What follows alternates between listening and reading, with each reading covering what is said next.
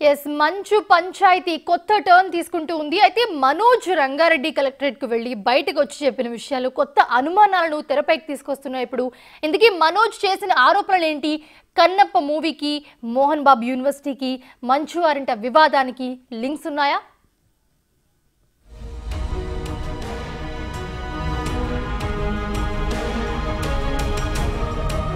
మంచు family fight రోజు రోజుకు హీట్ పెంచుతూనే ఉంది, కానీ ఏమాత్రం తగ్గటం లేదు. ఓ డైలీ సీరియల్ను తలపిస్తూ రోజుకు ఆరోపణ, ఫిర్యాదు అన్నట్టుగా ముందుకు సాగుతోంది. ప్రతిరోజు ఓ సంచలన ఘటనతో వార్తల్లోకి ఎక్కుతున్నారు మంచు ఫ్యామిలీ మెంబర్స్. శనివారం మంచు మనోజ్ రంగారెడ్డి జిల్లా కలెక్టర్ కార్యాలయానికి వచ్చారు. తన ఆస్తుల్లో ఉండేవారు ఖాళీ చేయాలని మంచు మోహన్ బాబు ఇప్పటికే జిల్లా మెజిస్ట్రేట్ కు ఫిర్యాదు చేయగా, ఆ తరువాత మనోజ్ కూడా జిల్లా మెజిస్ట్రేట్ ను కలిశారు.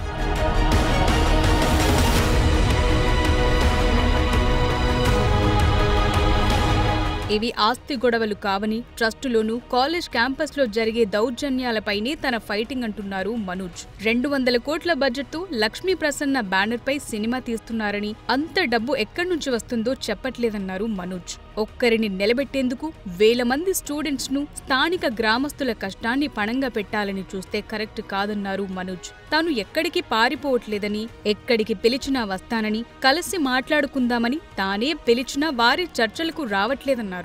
ఇవన్నీ నేను అడిగేదానికి ట్విట్టర్ ద్వారా అడిగాను, పర్సనల్గా మెసేజ్లు చేశాను. ఇలా స్టూడెంట్స్ ఇబ్బంది పడుతున్నారని అడిగితే ఐ విల్ సూ దెమ్ అని చెప్పాడు ఆయన. నా వాట్సాప్ మెసేజ్లు అవన్నీ నేను సబ్మిట్ చేస్తున్నాను.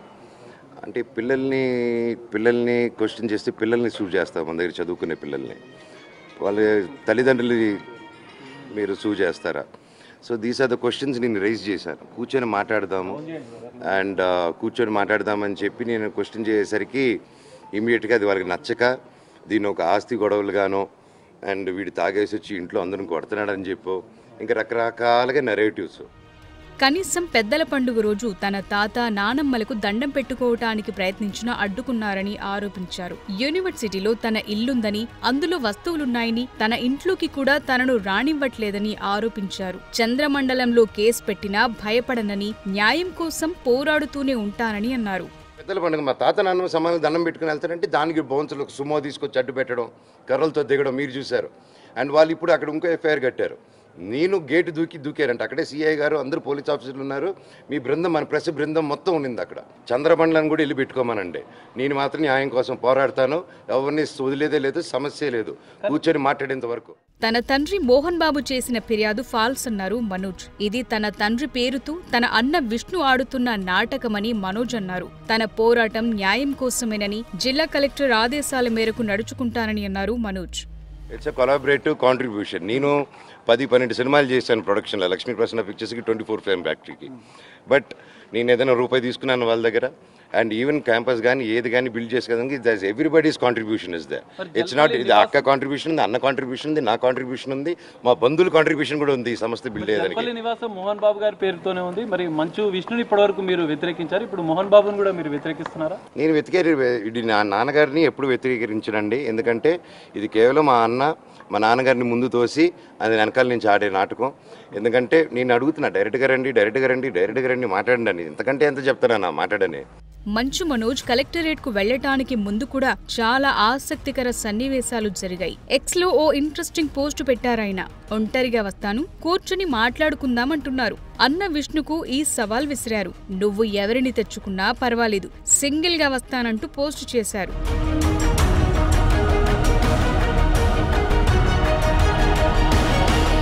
నిజానికి మనోజ్ కలెక్టరేట్ కు వెళ్లటానికి కారణం మోహన్ బాబు జారీ చేసిన నోటీసులు. తన ఆస్తులను కొందరు ఆక్రమించుకున్నారని, వారిని ఖాళీ చేసి తన ఆస్తులు తనకు అప్పగించాలంటూ మోహన్ బాబు రంగారెడ్డి జిల్లా మెజిస్ట్రేట్ కు ఫిర్యాదు చేశారు. ఈ ఫిర్యాదుకు అనుగుణంగా మనోజ్ కు నోటీసులు జారీ అయ్యాయి. ప్రస్తుతం మోహన్ బాబు, విష్ణు తిరుపతిలో ఉంటుండగా జల్పల్లిలో మనోజ్ ఉంటున్నాడు. ఇప్పటికే ఓసారి ఈ ఇంటి ముందు రణరంగం జరిగింది.